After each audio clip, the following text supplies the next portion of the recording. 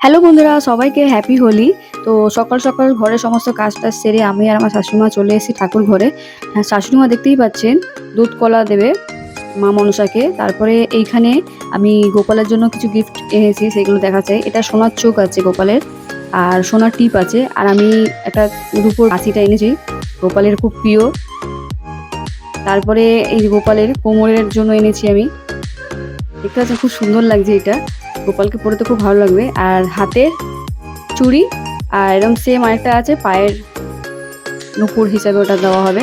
আর খুব সুন্দর এই বাঁশিটা গোপালকে। দেখো গোপাল, তোমাকে দিচ্ছি, গোপালের জন্য এনেছি। গোপালও দেখছে, গোপালের খুব প্রিয়, খুব পছন্দ হয়েছে।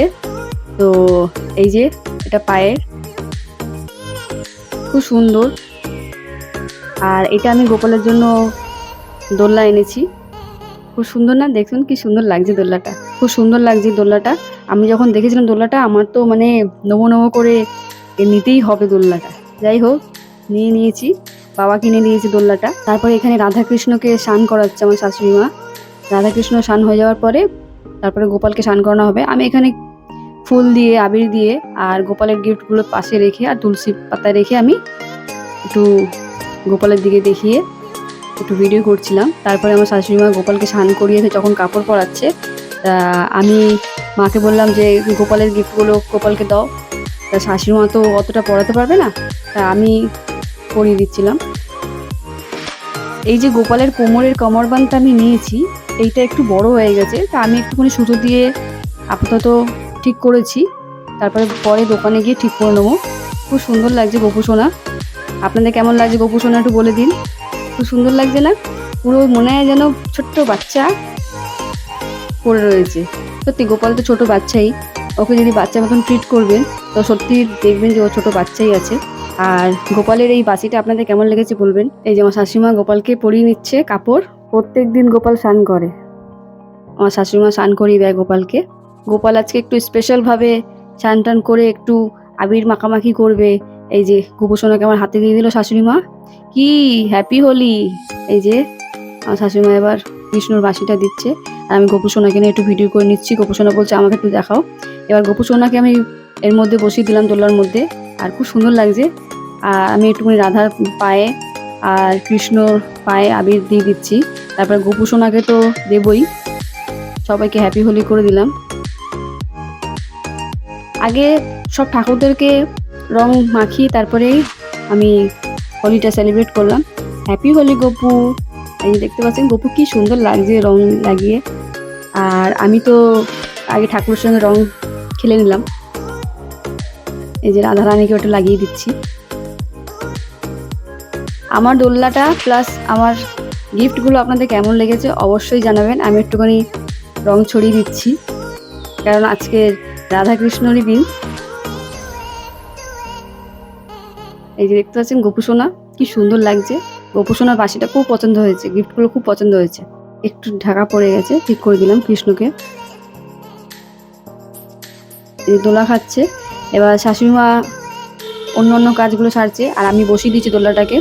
এবার দোলাটা দেখতে পাচ্ছেন কি সুন্দর লাগছে।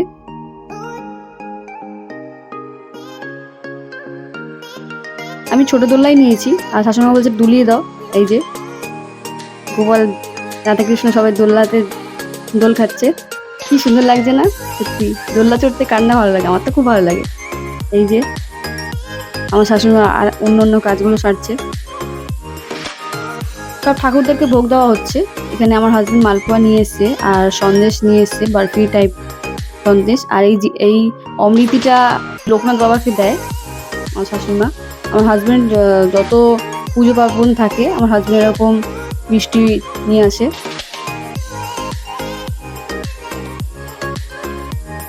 খুব সুন্দর লাগছে দোলনাটা। আপনাদের কেমন লাগছে দোলনাটা একটু জানাবেন কমেন্ট করে। আর এখানে আমার শাশুড়ি মা মালপোয়া রাখছে।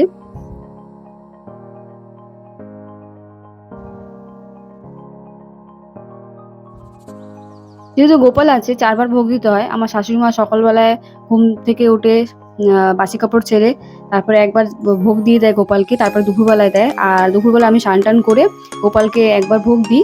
তারপর ফের আমার সন্ধ্যেবেলা আমার শাশুড়ি মা গোপালকে ভোগ দিয়ে তারপরে গোপালকে শয়ন দেয়, গোপাল ঘুম পাড়িয়ে দেয়।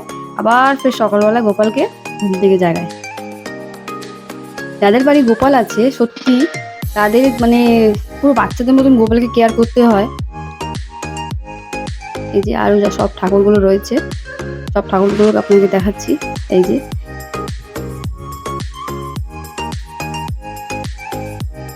আমার ঘরের ঠাকুর, এই যে দেখতেই পাচ্ছেন একটু সিংহাসন আছে।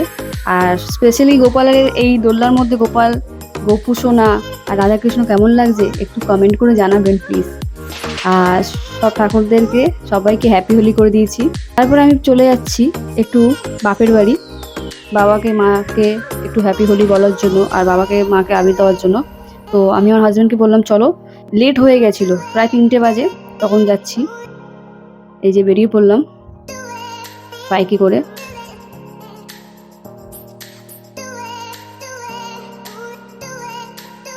এই যে সোনারপুর যাচ্ছি। হোলির দিনকে বাইকে ঘুরতে মজাটাই আলাদা। তো হাজব্যান্ডকে বললাম চলো চলো বাইক নিয়ে বেরো। তারপরে দোকানে চলে এসেছে, আমার হাজব্যান্ড একটা কোল্ড ড্রিঙ্কস নেবে বলছে, আর আমি আমার পাড়ার বাচ্চাদের জন্য কিছু চকলেটস নিয়েছি। এবার আমরা সোজা চলে যাচ্ছি, সোনারপুর পৌঁছে গেছি। তো এবার মার কাছে যাবো। এই যে চলে এসেছি। তাও রাস্তা দেখতে পাচ্ছেন কত ফাঁকা, হোলির দিনকে ফাঁকাই থাকে। আর একটু সকালবেলা আসলে একটু সবাই রং টং মাখিয়ে একটু করে। পৌঁছে গেছি মার কাছে। তারপরে মার ওখান থেকে বেরিয়ে একটু বাবাকে মার সাথে হোলি সেলিব্রেট করে আমরা একটু বাইরের দিকে চলে এসেছি। দেখতে পাচ্ছেন একটু ফল পাকড় কিনে। তারপরে এখানে আমি আর আমার হাজবেন্ড চলে যাচ্ছি বাড়ির দিকে।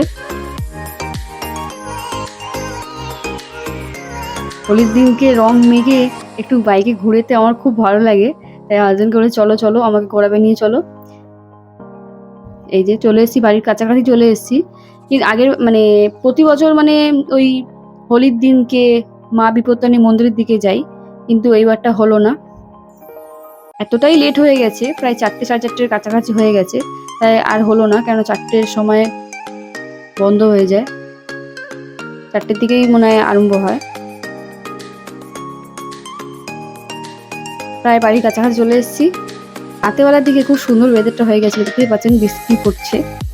আমার ভিডিও আপনাদের কেমন লাগছে অবশ্যই কমেন্ট করে জানাবেন, আর প্লিজ সাবস্ক্রাইব করে নেবেন যারা নতুন দর্শক রয়েছেন।